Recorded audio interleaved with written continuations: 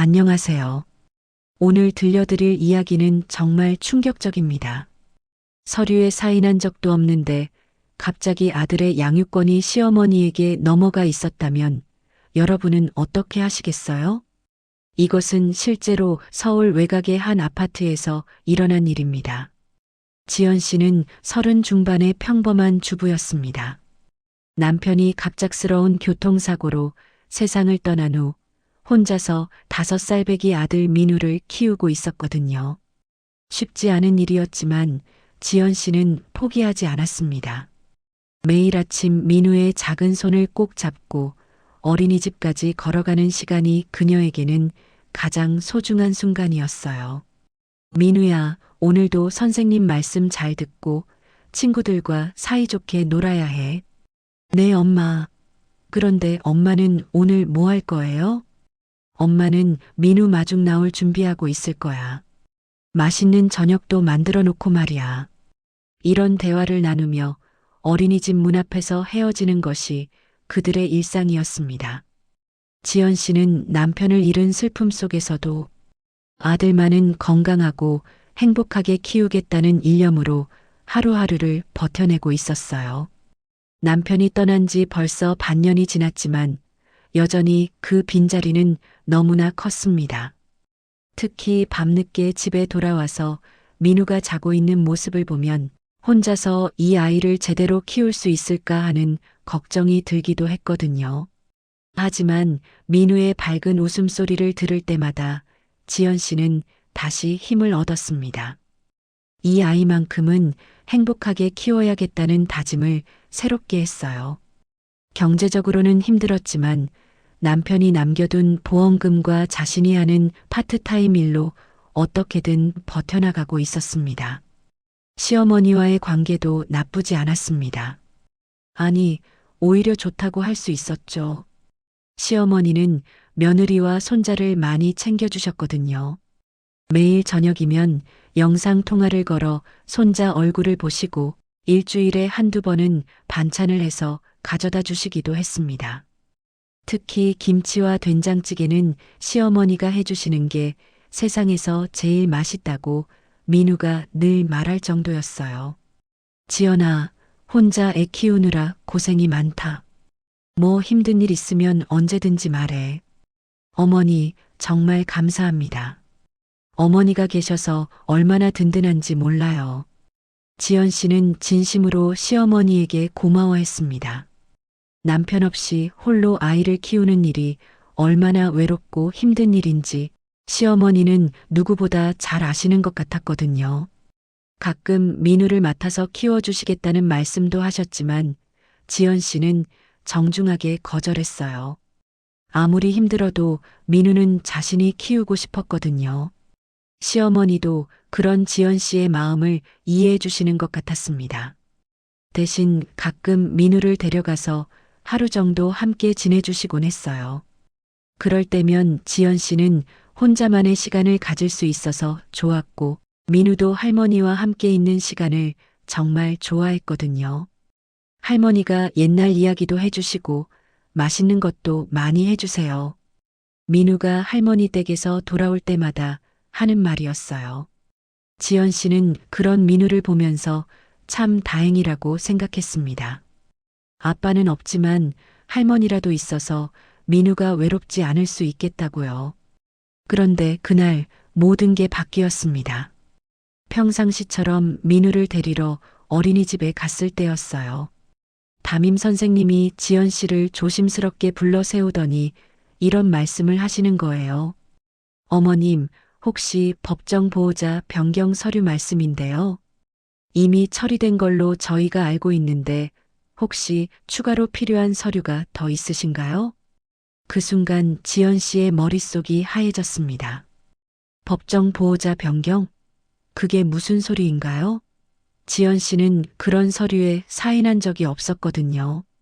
어린이집 선생님의 말이 무슨 의미인지 전혀 이해할 수 없었어요. 선생님, 죄송한데 그게 정확히 무슨 말씀이신지. 아, 그러시군요. 민우 할머님께서 일주일 전에 서류를 가져오셨는데 임시 양육권 이전 관련 서류였어요. 어머님께서 동의하신 서류더라고요. 그래서 앞으로는 민우에 관한 모든 결정을 할머님께서 하신다고 하시던데요. 선생님의 말이 끝나기도 전에 지연 씨의 가슴이 철렁 내려앉았습니다. 동의한 서류라고요? 언제 그런 서류에 동의했다는 건가요? 지연 씨는 그런 서류를 본 적도 사인한 적도 없었는데 말이에요. 그런데 선생님, 저는 그런 서류에 사인한 기억이 없는데요. 그런가요? 여기 보시면 어머님 성함으로 된 서명이 있는데요. 신분증 사본까지 첨부되어 있어서 저희도 의심하지 않았는데 선생님이 보여주신 서류를 보는 순간 지연 씨는 더욱 당황했습니다. 분명히 자신의 이름으로 된 서류였고 서명도 있었거든요. 하지만 그 서명은 자신이 한 게 아니었어요. 비슷하긴 했지만 뭔가 어색한 느낌이 들었습니다. 집으로 돌아가는 길, 지연 씨는 민우의 손을 잡고 걸으면서도 머릿속이 복잡했습니다. 분명 뭔가 잘못된 거라고 생각했어요.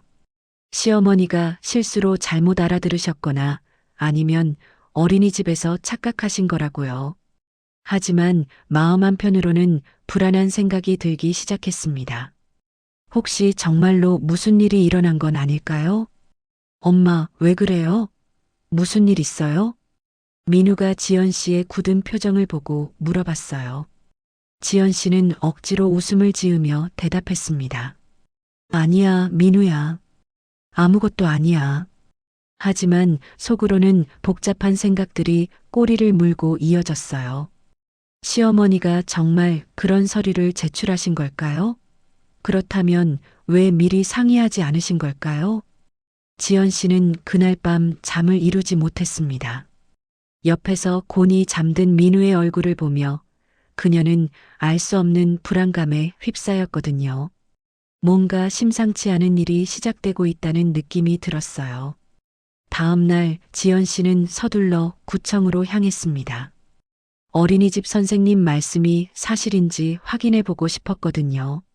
마음 한편으로는 그냥 오해일 거라는 희망을 품고 있었어요. 하지만 구청 직원이 컴퓨터 화면을 확인하더니 고개를 끄덕이는 모습을 보고 지연 씨의 심장이 쿵쾅거리기 시작했습니다. 네, 맞습니다. 김민우 어린이의 임시 양육권이 할머님 앞으로 이전되어 있네요. 서류상으로는 어머님께서 동의하신 것으로 나와 있습니다. 그런데 저는 그런 서류에 사인한 적이 없는데요. 여기 보시면 어머님 서명이 있는데요. 신분증 사본도 첨부되어 있고요. 혹시 기억이 안 나시는 건 아닌가요? 요즘 스트레스를 많이 받으시면 그럴 수도 있어요. 직원이 보여준 서류를 보는 순간 지연 씨는 말을 잃었습니다. 분명히 자신의 이름으로 된 서명이 있었고 신분증 사본도 첨부되어 있었거든요. 하지만 그 서명은 자신이 한 게 아니었어요. 자신의 글씨체와는 미묘하게 달랐습니다. 이상하네요. 분명히 제가 쓴 글씨가 아닌데 서류 처리는 이미 완료되었습니다. 혹시 이의가 있으시면 별도로 신청하셔야 해요. 지연 씨는 서류를 다시 한번 자세히 살펴봤습니다. 제출 날짜를 보니 일주일 전이었어요. 그날 지연 씨는 무엇을 하고 있었을까요? 기억을 더듬어 보니 그날은 민우가 감기에 걸려서 병원에 다녀온 날이었습니다. 하루 종일 민우를 돌보느라 정신이 없었거든요. 그런데 그날 시어머니가 이런 서류를 처리하셨다는 건 뭔가 이상했어요. 집으로 돌아오는 길에 지연 씨는 시어머니에게 전화를 걸었습니다. 직접 물어보는 수밖에 없었거든요. 전화를 받으신 시어머니의 목소리는 평소와 별다르지 않았어요. 어머니, 혹시 민우 양육권 관련해서 무슨 서류 처리하신 게 있으신가요? 전화기 너머로 잠시 침묵이 흘렀습니다. 그 침묵이 지연 씨에게는 길게 느껴졌어요. 그리고 시어머니의 목소리가 들려왔습니다. 아, 그거 말이구나. 지연아, 너 요즘 정신이 없잖아. 민우도 제대로 챙기지 못하고. 그래서 일시적으로 내가 도움을 주려고 한 거야. 어머니, 그게 무슨 말씀이세요? 제가 민우를 제대로 돌보지 못한다는 건가요? 그런 뜻이 아니야. 하지만 혼자서는 한계가 있잖아. 경제적으로도 불안정하고 내가 일하는 시간에는 민우가 혼자 있어야 하고. 지연 씨는 시어머니의 말에 상처를 받았습니다. 물론 혼자 아이를 키우는 것이 쉽지 않다는 건 사실이었어요. 하지만 그렇다고 해서 아이를 제대로 돌보지 못한다는 말은 너무했거든요. 어머니, 그런데 제가 언제 그런 것에 동의했나요? 서류에 사인한 기억이 없는데요. 지연아, 내가 사인했잖아. 그때 너무 힘들어해서 내가 도와준 거야. 기억 안 나니? 시어머니는 지연 씨가 직접 사인했다고 주장하셨어요. 하지만 지연 씨는 아무리 생각해봐도 그런 기억이 없었습니다. 설령 정신이 없었다고 하더라도 그렇게 중요한 서류에 사인하는 걸 기억 못할 리가 없거든요. 어머니, 정말 죄송하지만 저는 그런 서류에 사인한 기억이 전혀 없어요. 혹시 실수가 있었던 건 아닌가요? 지연아, 지금 내가 거짓말한다는 거니? 나는 민우를 위해서 한 일인데 왜 이렇게 의심하는 거야? 시어머니의 목소리에 서운함이 묻어 있었어요. 지연 씨도 시어머니를 의심하고 싶지는 않았지만 상황이 이상했거든요. 그날 밤 시어머니가 집에 오셨습니다. 평소와 달리 표정이 굳어 있으셨어요. 그리고 민우에게 말씀하시는 거예요. 민우야, 할머니랑 며칠 동안 함께 지낼 거야. 엄마가 좀 쉬어야 할 것 같아서. 엄마도 같이 가요? 아니야, 엄마는 집에서 쉬셔야 해. 민우는 할머니랑 재미있게 놀자. 지연 씨는 황급히 말렸습니다. 어머니, 갑자기 무슨 말씀이세요? 민우는 제가 키울 수 있어요. 지연아, 지금 내 상황을 봐. 제대로 된 직장도 없고 하루하루 겨우 버티고 있잖아. 민우는 안정적인 환경에서 자라야 해. 시어머니의 말은 날카로웠어요. 사실이었기 때문에 더욱 아팠습니다. 지연 씨는 정말로 경제적으로 불안정했고 때로는 민우를 제대로 돌보지 못할 때도 있었거든요. 하지만 그렇다고 해서 아이를 포기할 수는 없었어요. 어머니, 저도 최선을 다하고 있어요. 비록 부족하더라도 민우는 제가 키우고 싶어요. 지연아, 감정적으로 생각하지 마. 민우의 미래를 생각해봐. 제대로 된 교육도 받아야 하고 안정적인 환경에서 자라야 하잖아. 그날 밤 시어머니는 민우의 옷 몇 벌과 장난감 일부를 챙겨가셨습니다. 며칠만 맡아 키우겠다고 하시면서요. 지연 씨는 어찌할 바를 몰랐습니다. 시어머니 말씀이 아주 틀린 것도 아니었거든요. 경제적으로도 정신적으로도 불안정한 상황인 건 사실이었으니까요. 민우는 할머니를 따라가면서도 자꾸 뒤돌아봤어요. 엄마, 민우 금방 올게요. 응, 민우야. 할머니 말씀 잘 듣고 엄마가 곧 데리러 갈게. 하지만 지연 씨의 마음은 무거웠어요. 이게 정말 며칠 만의 일일까요? 아니면 더 긴 이별의 시작일까요? 그날 밤 민우가 없는 집은 너무나 조용했습니다. 평소에 민우가 뛰어다니던 거실, 민우의 장난감이 어지럽게 널려있던 자리가 텅 비어 보였어요. 지연 씨는 그제야 사태의 심각성을 깨달았습니다. 이건 단순히 며칠 맡아 키우겠다는 차원의 문제가 아닐 수도 있겠다는 생각이 들기 시작했거든요. 지연 씨는 밤잠을 설치며 인터넷을 뒤졌습니다. 양육권 이전, 법정 보호자 변경에 대한 정보를 찾아보았거든요. 검색하면 할수록 마음이 무거워졌어요. 이런 서류가 일단 처리되면 되돌리기가 쉽지 않다는 것을 알게 되었거든요. 특히 할머니가 경제적 안정성과 양육 능력을 입증할 수 있다면 법원에서도 할머니의 손을 들어줄 가능성이 높다는 내용들이 많았어요. 다음 날 아침 지연 씨는 법무법인을 찾아갔습니다. 무료 상담이라도 받아보고 싶었거든요. 변호사는 지연 씨가 가져온 서류 사본을 꼼꼼히 살펴보더니 심각한 표정을 지었습니다. 서류상으로는 문제가 없어 보이는데요. 본인의 서명과 신분증 사본, 그리고 필요한 증명 서류가 모두 갖춰져 있습니다. 그런데 저는 정말 사인한 적이 없어요. 이 서명이 제 것이 아니라고요. 필적 감정을 받아볼 수는 있지만 비용도 만만치 않고 시간도 오래 걸립니다. 그리고 설령 서명이 위조된 것으로 판명된다 하더라도 현재 아이가 할머니와 함께 잘 지내고 있다면 법원에서 즉시 양육권을 되돌려주지 않을 수도 있어요. 변호사의 말에 지연 씨는 더욱 절망감을 느꼈습니다. 결국 돈이 없으면 아무것도 할 수 없다는 얘기였거든요.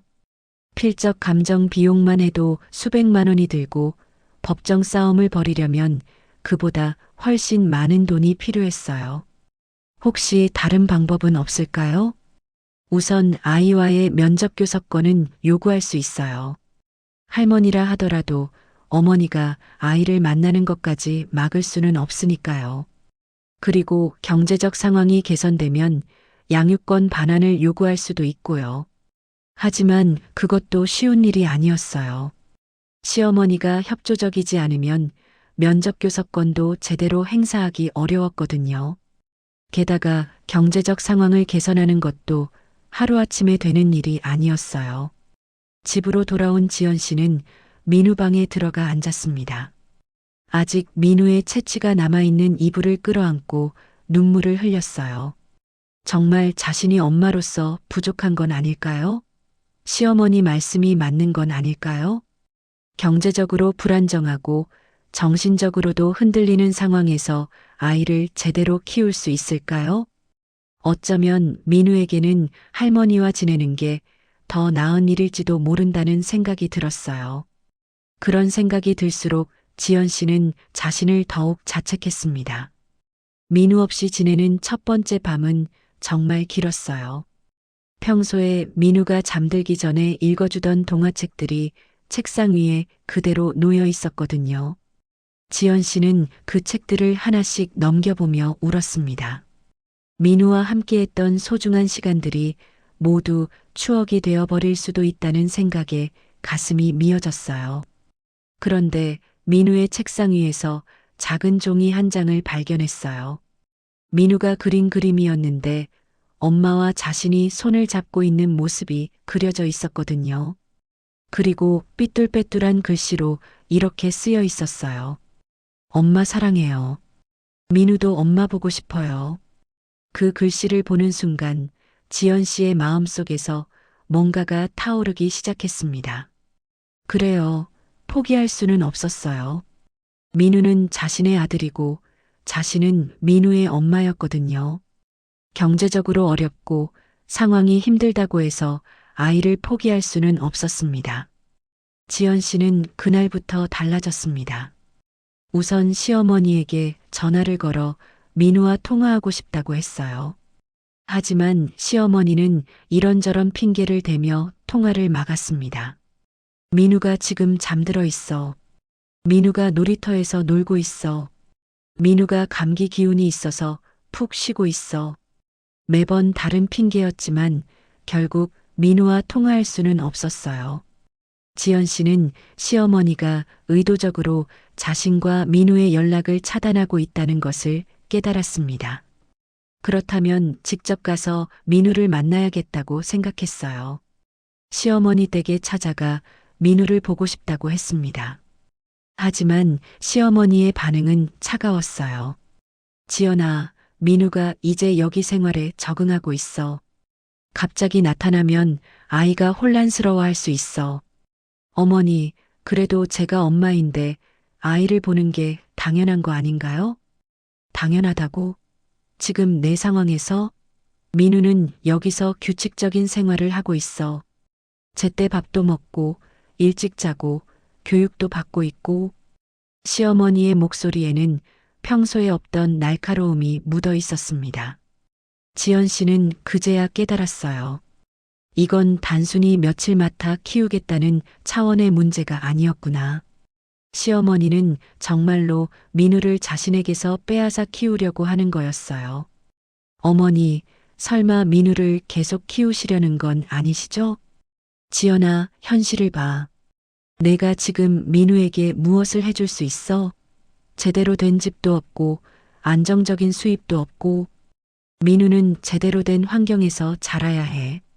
그 말을 듣는 순간 지연 씨는 분노가 치밀어 올랐습니다. 비록 경제적으로 어렵긴 하지만 민우를 사랑하는 마음만큼은 누구보다 컸거든요. 그런데 그런 마음을 무시당한다는 기분이 들었어요. 어머니, 저도 민우를 사랑합니다. 비록 부족하더라도 최선을 다해서 키우고 있어요. 사랑만으로는 안 돼. 현실적인 것들이 필요해. 그날 밤 지연 씨는 결심했습니다. 어떤 일이 있어도 민우를 되찾겠다고요. 설령 힘들고 어려운 싸움이라도 포기할 수는 없었거든요. 민우는 자신의 아들이고 자신이 지켜야 할 소중한 존재였으니까요. 이제부터는 제대로 된 싸움을 시작해야겠다고 생각했습니다. 지연 씨는 체계적으로 움직이기 시작했습니다. 우선 남편의 사고 당시 병원 기록부터 다시 확인해 보았어요. 혹시 그때 정신이 없어서 놓친 부분이 있을지도 모르겠다고 생각했거든요. 남편이 세상을 떠난 그날은 정말 혼란스러웠으니까요. 병원에서 받은 기록을 보니 남편이 사망한 날 지연 씨가 응급실에서 작성한 서류들이 있었어요. 보험 관련 서류, 장례 관련 서류들이었죠. 지연 씨는 그 서류들을 하나하나 꼼꼼히 살펴봤습니다. 혹시 그 중에 양육권 관련 내용이 포함된 게 있을까 해서요. 하지만 아무리 봐도 그런 내용은 없었어요. 그 다음으로 구청 가족상담센터를 방문했어요. 혹시 그곳에서 상담을 받을 때 무슨 서류를 작성한 게 있을까 해서요. 실제로 지연 씨는 남편을 잃은 후 심리적 충격 때문에 몇 번 상담을 받은 적이 있었거든요. 혼자서 아이를 키우는 것에 대한 불안감과 경제적 걱정 때문에 전문가의 도움이 필요했어요. 상담센터에서도 마찬가지였습니다. 상담 기록은 있었지만 양육권 관련해서 어떤 서류를 작성한 기록은 없었어요. 오히려 상담사는 지연 씨가 아이를 정말 사랑하고 잘 키우고 있다는 소견을 남겨놓았더라고요. 홀로 아이를 키우는 상황에서도 매우 안정적으로 양육하고 있음. 아이와의 애착 관계도 건강함. 경제적 어려움에도 불구하고 아이의 정서적 안정을 위해 노력하는 모습이 인상적임. 이런 기록들을 보면서 지연 씨는 확신했습니다. 자신이 양육권 이전에 동의한 적이 절대 없다는 것을요. 그렇다면 시어머니가 어떤 방법으로 그 서류를 만든 걸까요? 민우가 다녔던 소아과도 방문해 봤습니다. 혹시 그곳에서 건강진단서나 다른 서류를 발급받을 때 뭔가 있었을지도 모르거든요. 소아과는 지연 씨와 민우가 자주 가던 곳이었어요. 민우가 어릴 때부터 다녔던 곳이라 직원들도 지연 씨를 잘 알고 있었거든요. 아, 맞습니다. 지난달에 민우 할머님께서 오셨었어요. 민우 건강진단서를 발급받아 가셨는데 소아과 직원의 말에 지연 씨의 귀가 번쩍했습니다. 할머님이 오셨다고요? 어떤 용도로 진단서가 필요하다고 하셨나요? 양육권 관련 서류 때문이라고 하시더라고요. 그런데 그때 보증인으로 법무사님 도장이 찍힌 서류를 가져오셨었어요. 그래서 저희도 별 의심 없이 진단서를 발급해 드렸는데요. 법무사라는 말에 지연 씨의 귀가 더욱 번쩍했습니다. 그래요. 이런 복잡한 서류 작업을 혼자서 할 수는 없었을 거예요. 분명히 누군가의 도움을 받았을 거라고요. 그것도 전문가의 도움을요. 혹시 그 법무사분 성함이나 사무소 이름을 기억하시나요? 잠깐만요. 기록을 찾아볼게요. 아, 여기 있네요. 김정훈 법무사님이셨어요. 사무소는 강북구 쪽에 있다고 하셨던 것 같은데요. 지연 씨는 그 이름을 메모해 두었어요. 이제 단서가 생겼구나 싶었거든요. 집에 돌아와서 그 법무사 사무소를 인터넷으로 검색해 봤습니다. 놀라운 사실을 발견했어요. 그 법무사는 가족법, 특히 양육권 분쟁 전문으로 일하는 분이었거든요. 홈페이지를 보니 복잡한 가족 문제 해결, 양육권 분쟁 전문, 신속한 서류 처리 이런 문구들이 눈에 띄었어요. 더 놀라운 건 그 법무사 사무소의 후기들을 보니까 비슷한 사례들이 여러 개 있다는 거였어요. 시어머니가 며느리 몰래 손자 양육권을 가져온 케이스, 이혼 후 전 남편 가족이 아이를 빼앗아간 케이스, 조선관계 법적 정립 이런 내용들이었습니다. 지연 씨는 섬뜩함을 느꼈어요. 이건 우연이 아니라 계획적인 일이었구나 싶었거든요. 시어머니가 혼자서 생각해낸 일이 아니라 전문가의 도움을 받아서 치밀하게 준비한 일이었던 거예요. 그리고 이런 일이 시어머니만의 특별한 경우가 아니라 제법 자주 일어나는 일이라는 것도 깨달았습니다. 후기 중 하나를 자세히 읽어보니 정말 지연 씨와 비슷한 상황이었어요. 남편을 잃고 혼자 아이를 키우고 있는데 시어머니가 갑자기 양육권을 가져갔어요. 저도 모르는 사이에 서류가 처리되어 있었고 나중에 알고 보니 제 서명이 위조되어 있었습니다. 다행히 김 법무사님 도움으로 아이를 되찾을 수 있었어요. 이상했어요. 이 후기는 지연 씨와 반대 상황이었거든요. 그 김정훈 법무사가 아이를 되찾아주는 일도 한다는 건가요? 더 찾아보니 정말 이상한 패턴을 발견했습니다. 어떤 후기는 할머니가 손자를 되찾는데 도움을 받았다. 또 다른 후기는 엄마가 아이를 되찾는데 도움을 받았다. 이런 식이었어요. 마치 양쪽 다 도와주는 것 같았거든요.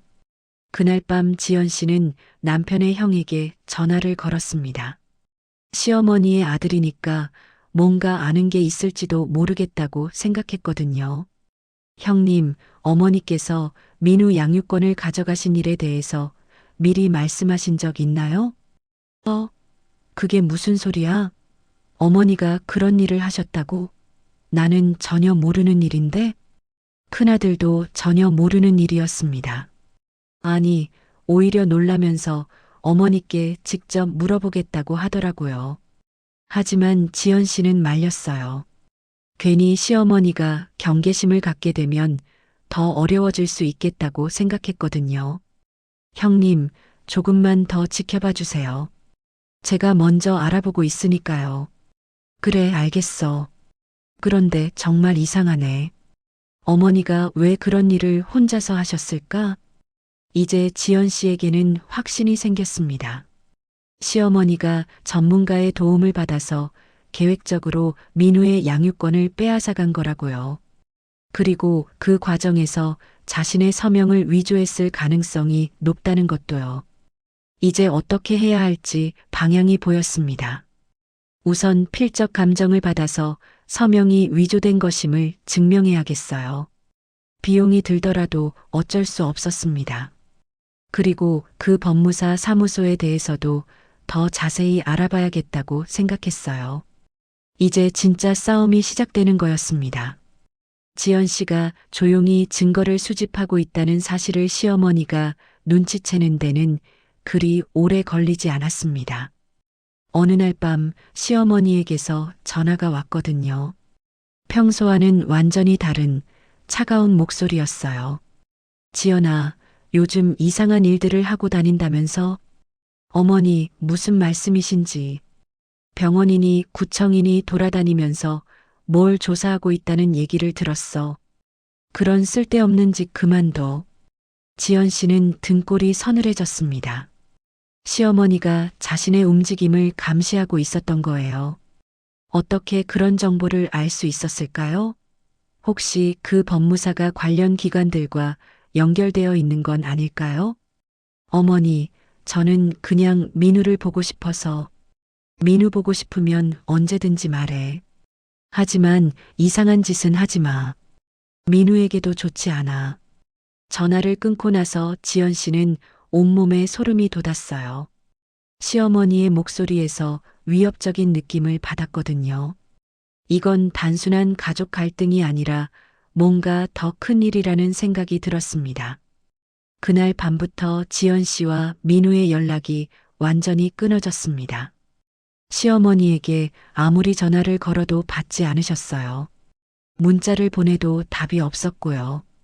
심지어 시어머니 댁에 직접 찾아갔지만 아무도 나오지 않았습니다. 인터폰을 눌러봐도 대답이 없었어요. 지연 씨는 패닉 상태에 빠졌어요. 민우가 어디 있는지, 어떻게 지내고 있는지 전혀 알 수 없었거든요. 혹시 시어머니가 민우를 데리고 어디 멀리 가신 건 아닐까요? 외국으로라도 가버리신 건 아닐까요? 어린이집에 전화해봤지만 거기서도 별다른 정보를 얻을 수 없었어요. 민우가 언제부터 나오지 않고 있나요? 일주일 전부터요. 할머님께서 당분간 다른 곳에서 지낼 예정이라고 연락하셨어요. 다른 곳이라고 하시면 어디인지 알 수 있을까요? 죄송하지만 자세한 내용은 말씀해 주지 않으셨어요. 지연 씨는 민우를 찾기 위해 여기저기 알아봤지만 아무도 민우의 행방을 아는 사람이 없었어요. 마치 민우와 시어머니가 세상에서 사라진 것 같았거든요. 그리고 며칠 후 지연 씨에게 내용 증명 우편이 도착했습니다. 발신인은 그 김정훈 법무사 사무소였어요. 내용을 보고 지연 씨는 충격에 빠졌습니다. 김지연 씨의 지속적인 접근과 스토킹 행위로 인해 아동의 정서적 안정이 위협받고 있음. 즉시 접근을 중단할 것을 요구하며 이를 위반할 시 아동복지법 위반 및 스토킹 처벌법에 의거하여 법적 조치를 취할 예정임. 스토킹 행위라니요? 자신의 아들을 보고 싶어하는 엄마의 마음이 스토킹 행위라는 건가요? 지연 씨는 분노와 절망감에 휩싸였어요. 더 충격적인 건 그 내용 증명에 첨부된 자료들이었습니다. 지연 씨가 정신적으로 불안정하다는 의사의 소견서가 있었어요. 그런데 그 병원은 지연 씨가 가본 적도 없는 곳이었거든요. 어떻게 가보지도 않은 병원에서 소견서가 나올 수 있는 걸까요? 경제적으로 아이를 키울 능력이 부족하다는 자료들도 있었어요.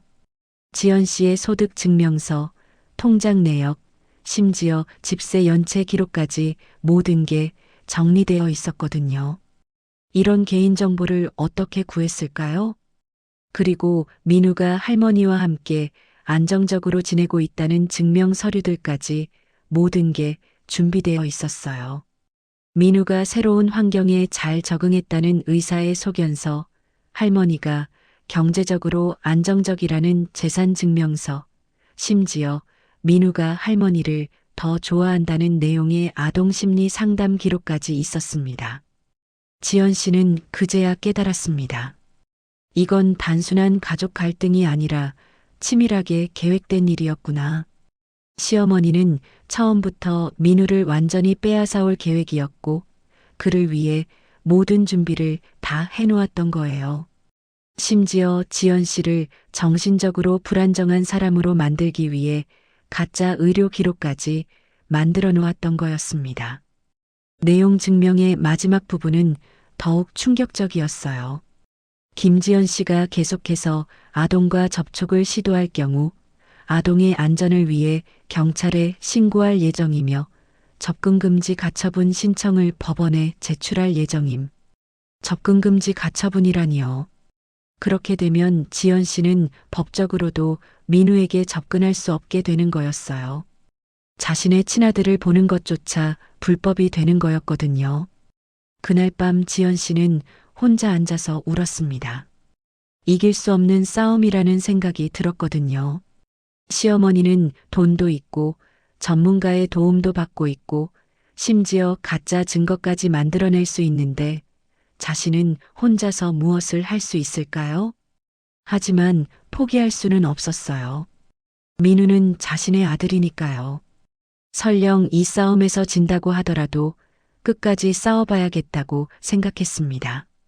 그리고 이런 불법적인 방법으로 아이를 빼앗아가는 일이 정당화될 수는 없다고 생각했어요.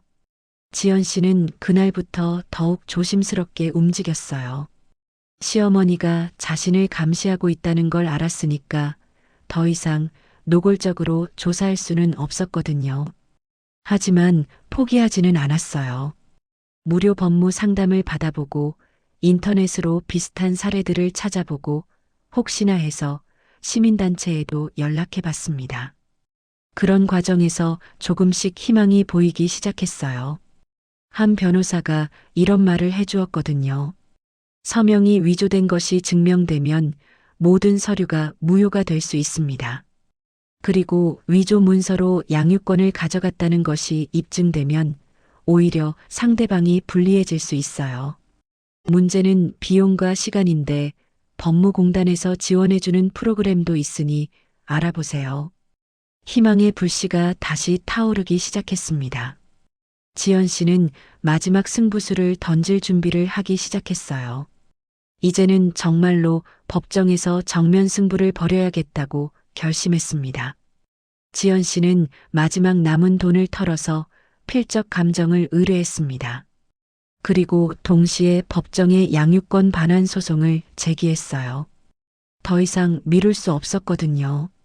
민우와 떨어진 지 벌써 한 달이 넘었고 시어머니는 점점 더 적극적으로 지연 씨를 차단하고 있었으니까요. 법무공단에서 지원을 받아 변호사를 선임할 수 있었어요. 경제적으로 어려운 상황이라 무료 변호사 지원을 받을 수 있었거든요. 담당 변호사는 젊은 여성이었는데 지연 씨의 상황에 진심으로 공감해 주었어요. 이런 사례가 요즘 늘고 있어요. 조성 가정을 만들기 위해 이런 방법을 쓰는 경우들이 있거든요. 걱정 마세요. 최선을 다해서 도와드릴게요. 법정에 선 지연 씨는 떨렸습니다. 상대방에는 시어머니와 그 전문 변호사가 앉아 있었고 자신은 처음 만난 변호사와 함께였거든요. 처음부터 싸움이 공정하지 않다는 생각이 들었어요. 하지만 포기할 수는 없었습니다. 시어머니 측 변호사가 먼저 입을 열었습니다. 지연 씨는 현재 정신적으로 불안정한 상태이며 경제적으로도 아이를 키울 능력이 부족합니다. 반면 할머니는 충분한 경제력과 양육 경험을 가지고 있으며 현재 아이가 안정적으로 생활하고 있습니다. 변호사는 준비해온 자료들을 하나씩 제출했어요. 지연 씨의 정신과 상담 기록, 경제 상황 자료, 그리고 민우가 할머니와 잘 지내고 있다는 증명 서류들까지요. 모든 게 완벽하게 준비되어 있었어요. 특히 지연 씨는 최근 스토킹 행위까지 보이고 있어 아동의 정서적 안정에 해가 될 수 있습니다. 법원께서는 아동의 복리를 최우선으로 판단해 주시기 바랍니다. 지연 씨의 변호사도 반박했습니다.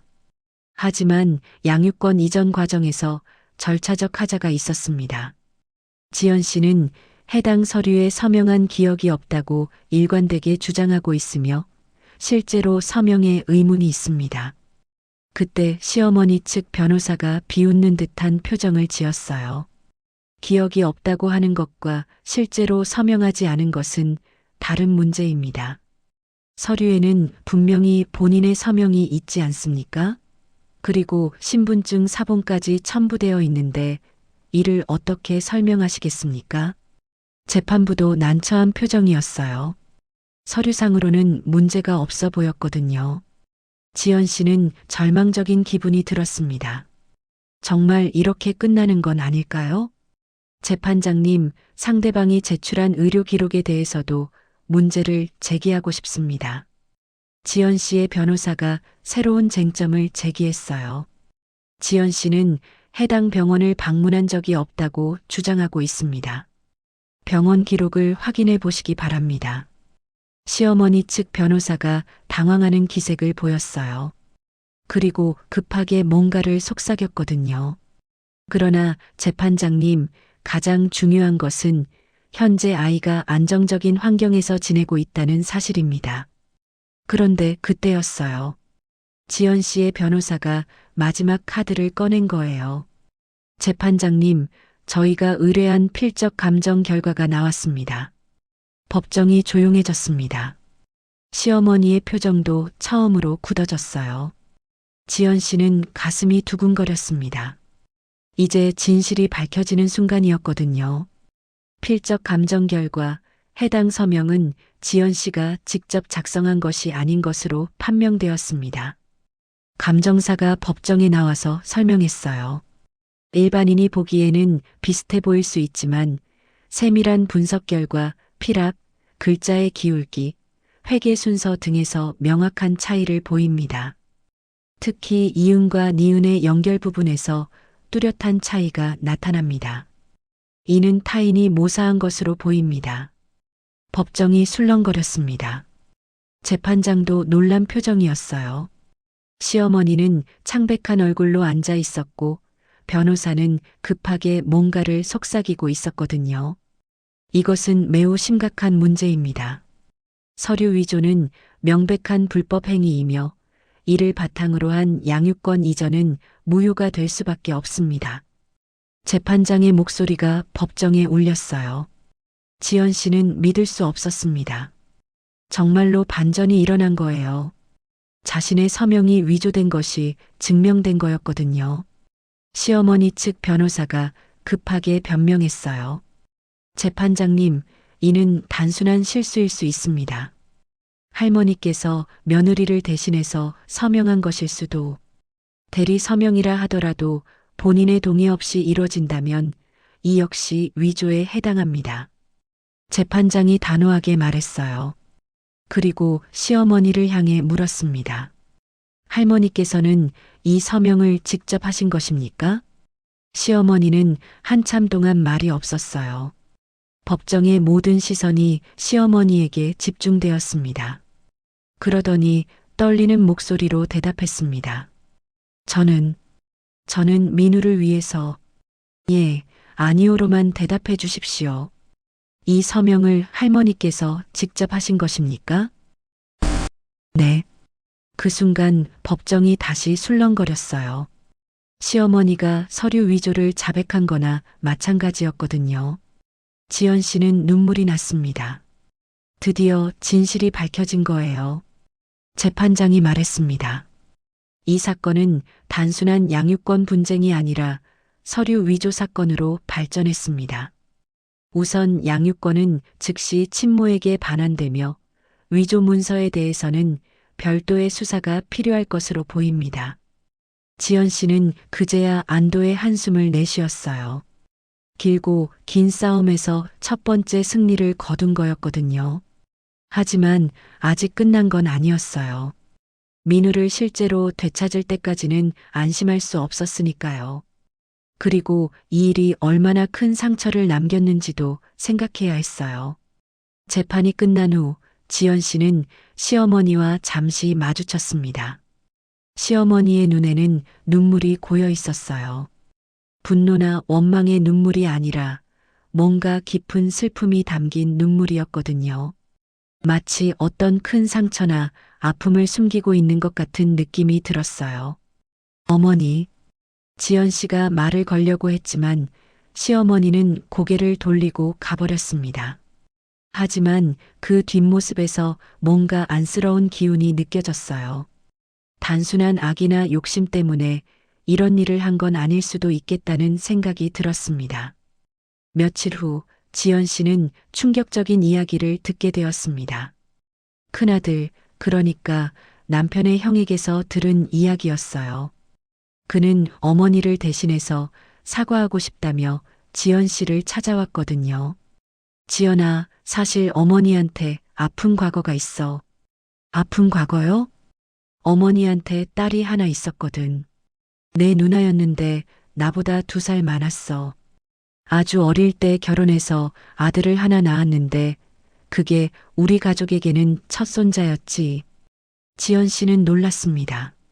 시어머니에게 딸이 있었다는 이야기를 들어본 적이 없었거든요. 평소에 시어머니는 자신에게 아들 둘밖에 없다고 말씀하셨는데요. 그래서 어떻게 됐나요? 누나 남편이 도박에 빠져서 집안이 망했어. 그러다 보니 부부 사이도 나빠졌고 결국 이혼하게 됐지. 그런데 양육권 문제로 법정 다툼까지 갔어. 지연 씨는 마음이 무거워졌습니다. 시어머니도 이런 비슷한 경험을 하셨구나 싶었거든요. 결국 누나가 양육권을 잃었어. 경제력이 부족하다는 이유로. 전 남편 쪽에서 좋은 변호사를 고용해서 누나를 무능력한 엄마로 만들어버렸지. 그때 누나가 정말 힘들어했어. 그래서 시어머니께서 어머니는 그때 정말 많이 힘들어했어. 손자를 잃는다는 게 얼마나 아픈 일인지 직접 경험했으니까. 매일 울면서 그랬지. 내가 더 도와줬어야 했는데 내가 더 돈이 있었다면 하면서 형님의 이야기를 들으니 시어머니의 심정을 조금은 이해할 수 있을 것 같았어요. 그 후로 어머니는 손자들에 대한 집착이 심해졌어. 절대 손자들을 잃을 수는 없다는 생각에 사로잡히신 것 같아. 특히 너희 남편이 사고로 세상을 떠나고 나서는 더욱 그랬지. 그렇다고 해서 제 서명을 위조하신 건 용서될 수 없는 일이에요. 물론이야. 어머니가 잘못하신 거지. 하지만 어머니 입장에서는 또 손자를 잃을까봐 무서우셨던 것 같아. 누나 일이 트라우마가 되신 거야. 그런데 형님이 들려준 이야기는 거기서 끝나지 않았어요. 사실 누나 이야기에는 더 슬픈 후속편이 있어. 양육권을 잃은 후에 누나는 몇 년간 아이를 거의 못 봤거든. 전 남편 가족이 완전히 차단해버렸으니까. 정말 힘드셨겠네요. 그런데 몇 년 후에 누나가 교통사고로 세상을 떠났어. 아이를 못 본 지 채 1년도 안 되었을 때였지. 그 아이는 지금도 할아버지 집에서 자라고 있어. 우리와는 연락도 안 하고. 지연 씨는 가슴이 먹먹해졌습니다. 그런 아픈 과거가 있었구나 싶었거든요. 시어머니 입장에서는 자신의 딸이 아이를 잃고 결국 세상을 떠난 상황을 목격했으니 이번에는 절대 그런 일이 일어나지 않게 하려고 했을 수도 있겠다는 생각이 들었어요. 수사 과정에서 더 많은 진실이 밝혀졌습니다. 시어머니가 의뢰한 김정훈 법무사는 이런 일을 전문적으로 하는 사람이었어요. 조성 가정을 만들어서 양육비를 받아내거나 이혼 과정에서 상대방을 불리하게 만드는 일들을 해왔던 거였거든요. 이 법무사는 양쪽 다 도와주는 걸로 유명해요. 때로는 할머니를 도와서 손자를 빼앗아오고, 때로는 엄마를 도와서 아이를 되찾아주고, 돈만 주면 누구든지 도와주는 거죠. 수사관의 말에 지연 씨는 섬뜩함을 느꼈어요.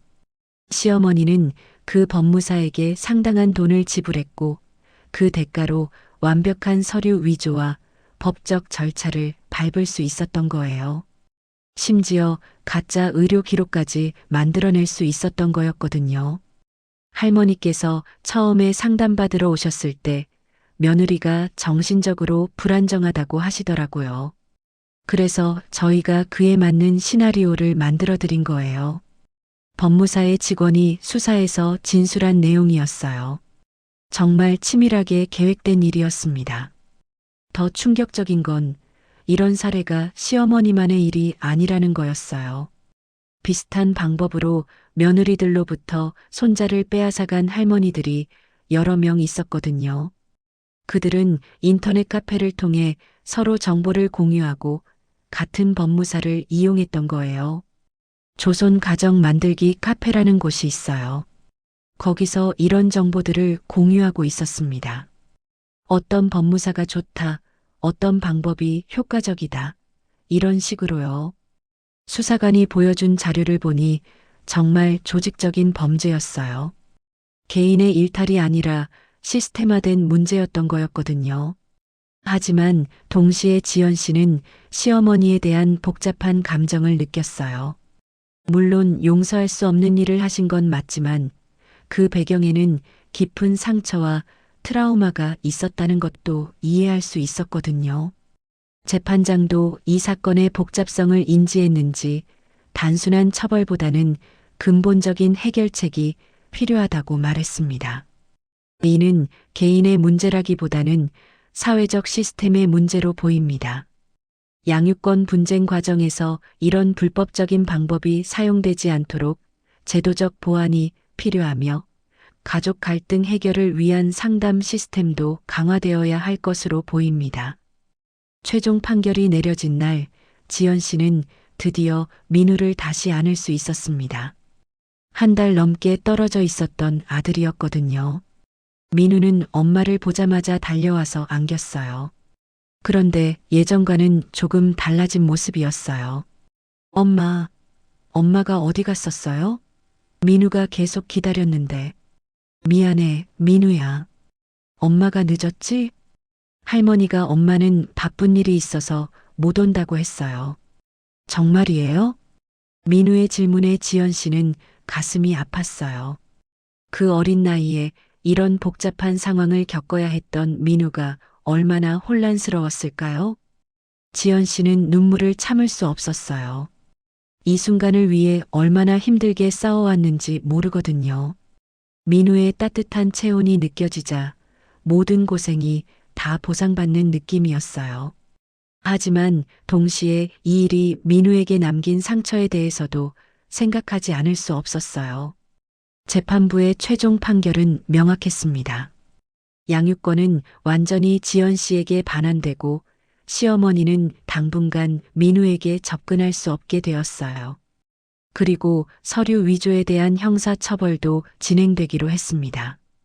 시어머니는 집행유예를 선고받았어요. 고령이고 초범이라는 점, 그리고 깊은 트라우마가 동기였다는 점이 고려되었거든요. 하지만 벌금과 사회봉사 명령은 받았습니다. 그리고 가장 중요한 건 앞으로 이런 일을 다시 할 수 없게 되었다는 거였어요. 김정훈 법무사는 더 무거운 처벌을 받았습니다. 조직적으로 문서를 위조하고 여러 가정을 파괴한 죄가 인정되었거든요. 다른 피해자들도 용기를 내서 신고하기 시작했고 결국 그는 실형을 선고받았어요. 그의 사무소도 폐쇄되었고 관련자들도 모두 처벌받았습니다. 며칠 후 지연 씨는 민우와 함께 다시 일상으로 돌아갔습니다. 아침에 민우의 손을 잡고 어린이집에 가는 길이 이렇게 소중한 줄 몰랐어요. 평범한 일상이 얼마나 감사한 것인지 새삼 깨달았거든요. 민우야, 앞으로 엄마랑 계속 같이 살 거야. 정말이에요? 할머니가 또 민우 데려가지 않을 거예요? 그런 일은 없을 거야. 엄마가 민우를 지켜줄게. 하지만 민우의 마음에는 여전히 불안감이 남아있는 것 같았어요. 가끔 밤에 악몽을 꾸기도 하고 지연 씨가 조금만 늦어도 불안해했거든요. 이런 상처를 치유하는 데는 시간이 필요할 것 같았어요. 민우야, 할머니는 왜 민우를 데려가려고 했어요? 민우의 질문에 지연 씨는 잠시 말을 잃었어요. 어떻게 설명해야 할까요? 5살 아이가 이해할 수 있게 말할 방법이 있을까요? 할머니도 민우를 정말 사랑하셔서 그런 거야. 하지만 잘못된 방법이었어. 민우의 엄마는 엄마 한 사람뿐이거든. 엄마, 저도 엄마가 제일 좋아요. 할머니는 무서웠어요. 민우의 순진한 대답에 지연 씨는 또다시 눈물이 났어요. 이 아이를 지켜내기 위해 얼마나 힘든 싸움을 해왔는지 모르거든요. 하지만 그 모든 고생이 다 의미가 있었다고 생각했어요. 하지만 지연 씨는 알고 있었어요. 이 사건이 완전히 끝난 건 아니라는 걸요. 시어머니와의 관계는 예전처럼 되돌아갈 수 없을 거고 민우에게도 어느 정도 상처가 남았을 거라는 거요. 그리고 무엇보다 이런 일이 다시 일어나지 않으려면 법적인 제도가 바뀌어야 한다고 생각했어요. 지연 씨는 다른 피해자들과 모임을 만들어서 제도 개선을 위한 활동을 시작했어요. 더 이상 자신 같은 피해자가 생기지 않게 하려고요. 양육권 분쟁 과정에서 이런 불법적인 방법이 사용되지 않도록 감시 체계를 강화하고 피해자들을 위한 지원 시스템도 만들어야 한다고 생각했거든요. 우리가 겪은 일이 헛되지 않으려면 제도를 바꿔야 해요. 다른 엄마들은 이런 고생을 하지 않게 해야죠. 피해자 모임에서 지연 씨가 한 말이었어요. 다른 피해자들도 모두 공감했고 함께 목소리를 내기로 했습니다. 그리고 이 사건을 통해서 깨달은 게 있었어요. 가족이라는 이름이 때로는 가장 무서운 무기가 될 수 있다는 거요.